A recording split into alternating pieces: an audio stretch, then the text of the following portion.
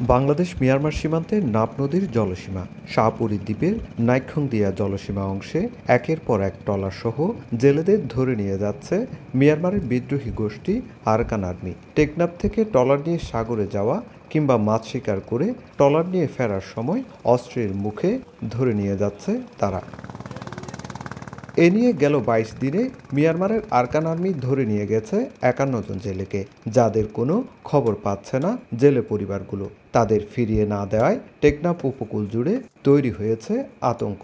যখন আমরা ট্রলার নিয়ে নাফ নদীতে বড়শি মারতে আর জাল বসাতে যাই, আরাকান আর্মিরা আসা স্পিডবোট নিয়ে আসা, এরা আমাদেরকে ধরে নিয়ে যায়।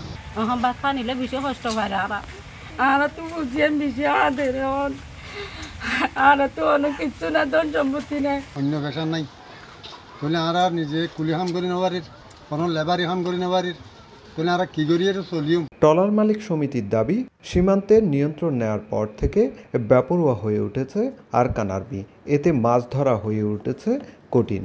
টেকনাফ সেন্ট মার্টিন নৌ রুটে শাহপুরী দ্বীপের পূর্ব দক্ষিণে নাফ নদী ও বঙ্গোপসাগরের মোহনা সংলগ্ন নাইক্ষ্যংদিয়ায় বিজিবি ও কোস্টগার্ডের নজরদারি বাড়ানোর দাবি তাদের। আইন শৃঙ্খলা বাহিনীর কাছে আমাদের আবেদন, ওনারা যদি আমাদের চলাচলের রাস্তাটা একটু নিরাপত্তা দেয় আমাদেরকে, তাহলে আমরা স্বাভাবিকভাবে সাগরে যেয়ে আমরা কি জাল মেরে সাগরে আসে সাগর থেকে আমরা নিশ্চিতভাবে স্কুলের মধ্যে ফিরতে পারবো।